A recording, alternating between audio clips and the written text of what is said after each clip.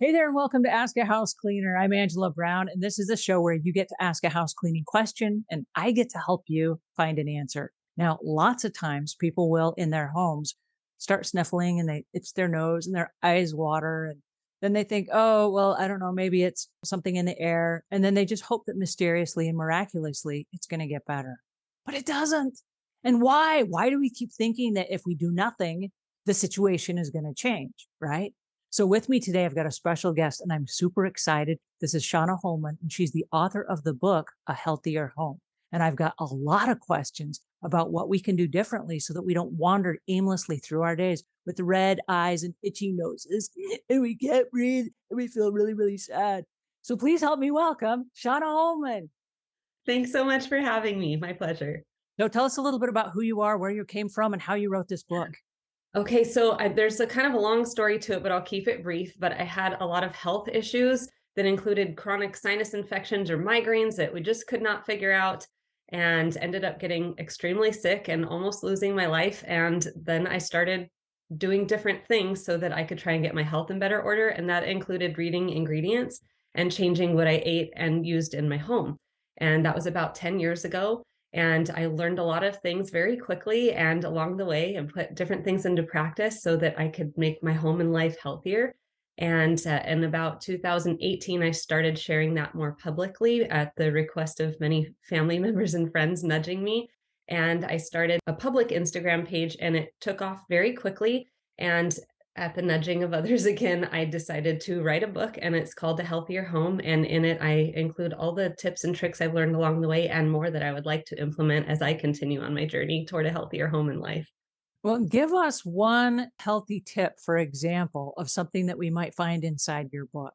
One of the things that I want people to think about is just clutter in general, because it can trap a lot of dust, and dust holds a lot of junk in it that we don't really consider. But any of the cleaning products we use or the off gassing from different furniture that we have in our home, it's all going to be trapped inside the dust, including pet dander and insect parts and just a lot of gross things we don't really think about. So eliminating dust is huge. But one way to keep dust at bay is to really think about the kind of clutter that we keep in our home. All right. So when you talk about clutter, what are we talking about as far as just a regular everyday household home? Suppose I'm one of these people and I wander through my house and I do have the red eyes and the itchy nose, and I just feel like it's always allergy season. How do I deal with that? Yeah, yeah. And I know because you speak to a lot of people who do professional home cleaning services too, right? And so if you've ever had a home cleaning service come into the home, you want to like tidy before they get there because otherwise they can't clean well. And we don't think about that on the daily basis. Like we can't keep a clean surface if our surfaces are cluttered with things. And everyone has their own preference and style of how they want to use decor in their home to make it feel cozy and warm and inviting to them. But we can do that without making our indoor air quality more toxic. So I think it's just being a little more mindful about like how many things we keep on a surface and what types of materials we might keep. So that's one thing I would consider. And I love that you brought that up because one of the questions that I had for you is you had mentioned earlier that your life got to a point where you were very ill. Mhm. And I'm curious to know, what about people that are not ill yet? And how do they know if their house has like stuff in it that they need to clean up? Are there any symptoms or signs where you're not sick yet or you're not really sick, but you're headed in that direction? Yeah, I think a lot of us take these symptoms that we might experience very consistently to be normal and something that we can't really live without, or maybe we just take some over the counter medication to deal with it instead of thinking like, how can I limit this, or do I really have to live this way? Whether it might be consistent sinus congestion or allergies or watery eyes or dry or itchy skin or irritated skin, any kind of inflammation, maybe you're getting headaches regularly or your ears get clogged. It can be really all sorts of things, eczema, acne, and a lot of those can be attributed to the things that we use in, on, and around our bodies. And a lot of times, those are the things that we use inside the home. So I think that maybe everyone could be considering this. Maybe you're not sick yet, but maybe there are some things that can be better so that you can have more ability to live your life well and enjoy the life that you're living. Because you were so ill, and then you made all these changes and you started a lifelong mission on finding ways to live in a healthier home. Did you then get well as a result of the changes that you made? I did. Yeah. So it was really, that's what really spurred this on and made me so excited about it and want to share with others because within literally days to weeks, I had none of the pain that I had been experiencing 24 hours a day for years. And so it was a very eye opening and it flipped my life upside down in a really good way. And of course, since then, it's been 10 years. I've had times where I've had my health dip in different ways due to, could be trauma or stress related, or maybe I had an exposure to something that I hadn't in a while. And, but every time I'm able to kind of see that, oh, look, I'm having a symptom, what has contributed to this? But yeah, it immediately, oh, not immediately, it took some time, but within days to weeks, I was like a new person. I felt like my skin was more glowy. My brain fog was gone. I had better energy and clarity than I'd had, and my pain was gone, which had been just really kind of impacting my life. So would you say that that's a trigger? If somebody is in a situation where maybe they are not feeling on top of the world, that they should start looking around at some of the elements that you talk about in your book and then try to make those changes to see if those changes will renovate or repair those elements in their life that make them feel lethargic or icky or, like you said, brain fog, things like that, before doing something more drastic, like, I don't know, going to the doctor. Yeah, absolutely. I mean, any of us can be doing any of these things to be feeling a little bit better because I think all of us want to feel better than we do right now. I don't think anyone has like completely perfect health. We could all be doing things to feel a little bit better, sleep better, have better energy or better mental focus. But we also don't need to wait until we're sick to start doing these things. And the science is really out there and it really shows us that a lot of these things that we use in our day to day products, whether it be cleaning products or beauty items, household products, and food products contain ingredients that are linked to things like cancer and hormone disruption, neurotoxicity, so many of the things that we use all day, every day that we just don't think about, we consider to be safe because it's sold at a store. And Mhm. they really aren't really helping our health. So we don't have to wait to feel worse. We can start feeling better right now.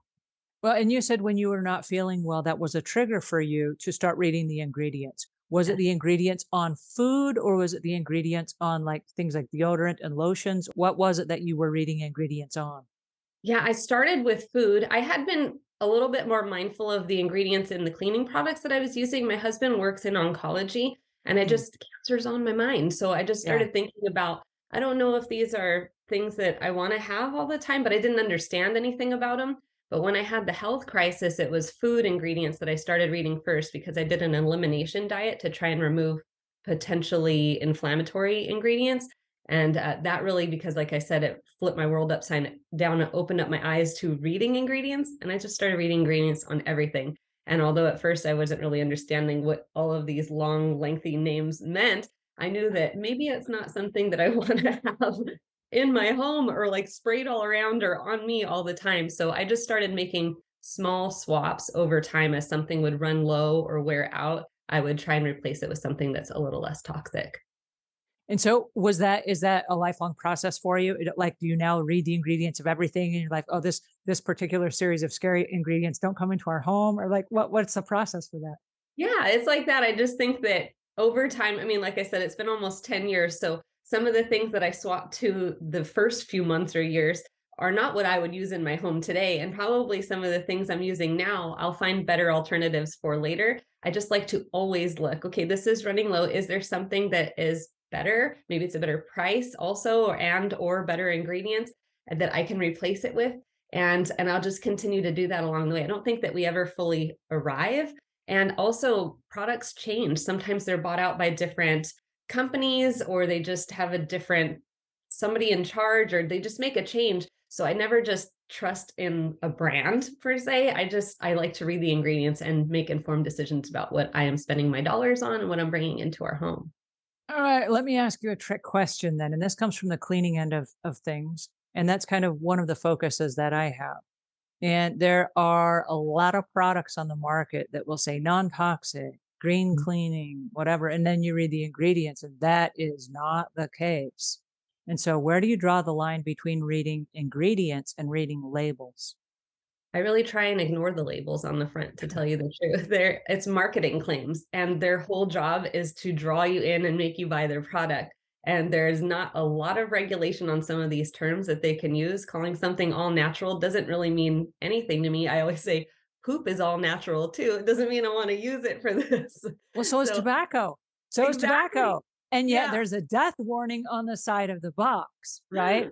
And so Yes. just because it's all natural doesn't mean, yes, you should, right? Yeah, so many things fall into that category. It doesn't really mean anything to me. I always tell people to turn it around and read what's actually in the item because that's how you're going to make a decision about whether you want to spend your money on it or not. That's awesome. I love this. Okay, so tell us about the book.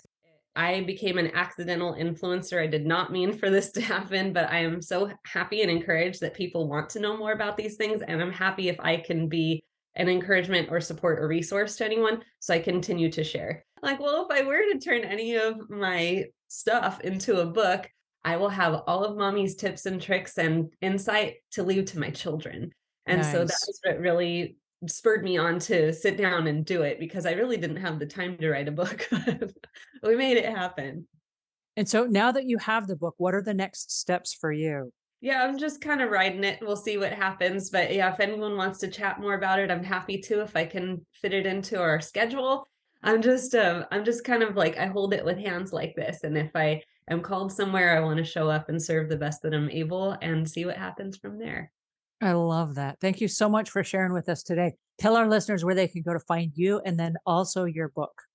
So I'm on Instagram. My handle is a little less toxic. I also have a website, a littlelesstoxic.com, and my book is sold at all major retailers online and some places in person, and it's called A Healthier Home. Yay! I'm super excited. Thank you so much, Shawna Holman, for joining us today. Thank you for sharing and enlightening us on things that are or could be toxic in our homes and just the awareness and how when we're aware we can have new choices. Thank you so much. Thanks for having me. All right. Until we meet again, leave the world a cleaner place than when you found it.